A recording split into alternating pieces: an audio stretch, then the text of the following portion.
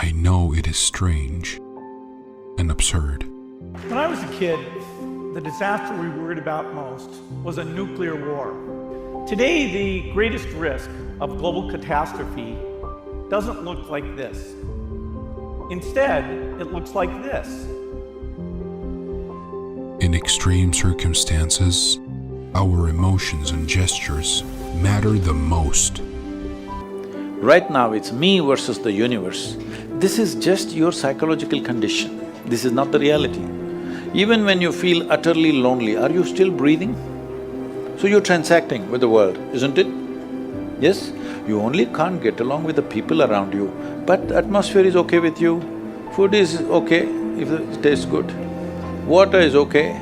You have transaction with the world, isn't it? Your existence is constantly an engagement with the universe, but your mind becomes against the universe.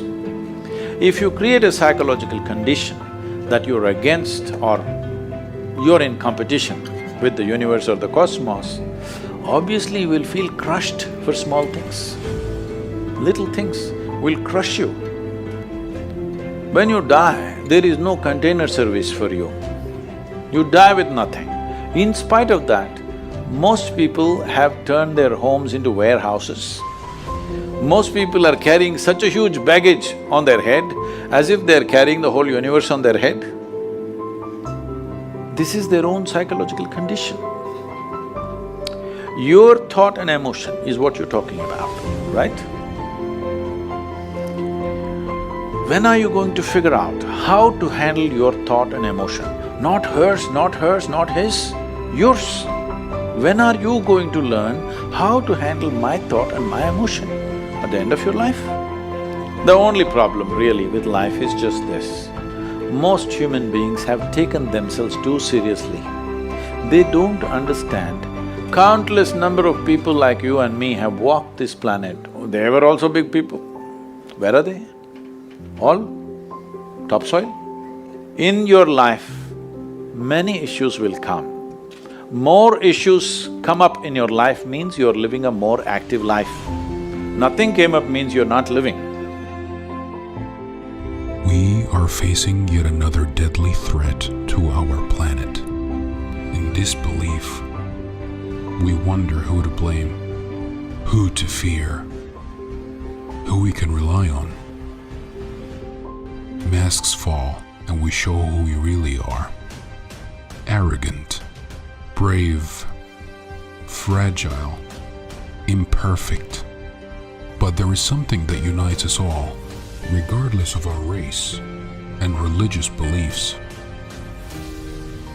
Something in our DNA, the desire to live, to win.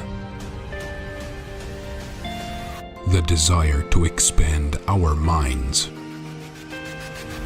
We are part of a millennium. That means I'm gonna go 100% stronger the next beat.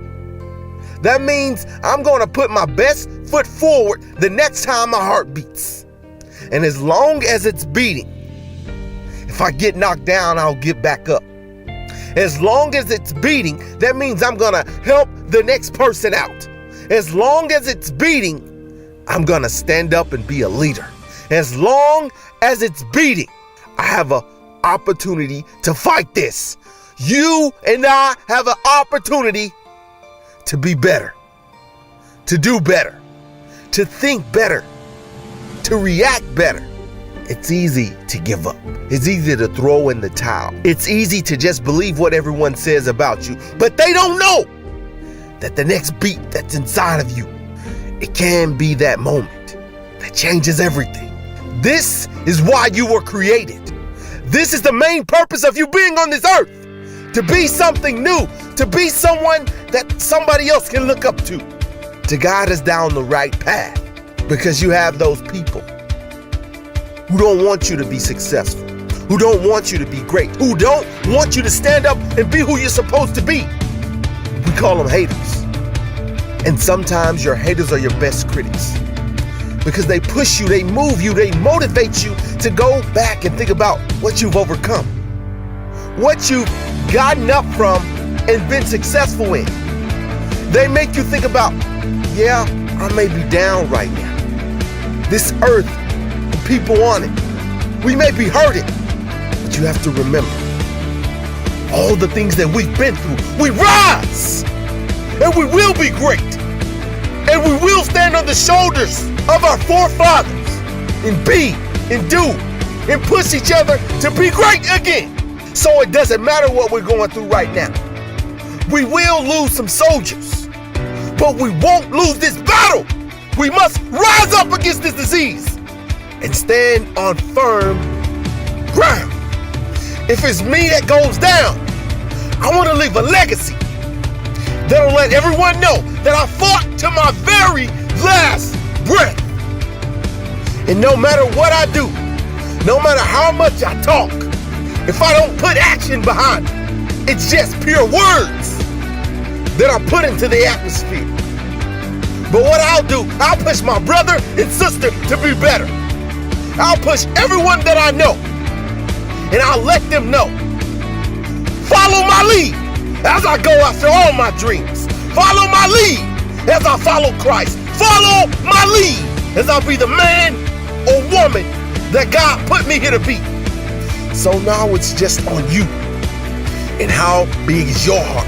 What will you do with the purpose, the mission that God has given you and the time He's given you to be on this earth? Now that we know this is a life and death situation, we're seeing many be sick, many go down, but this is the turning moment where we rise together. We do what's smart. We do what we know what we're supposed to do. We're distancing ourselves from each other. But all in all, we're closer together more than ever. And that's why we stand tall. That's why we stand strong. And that's why we stand united.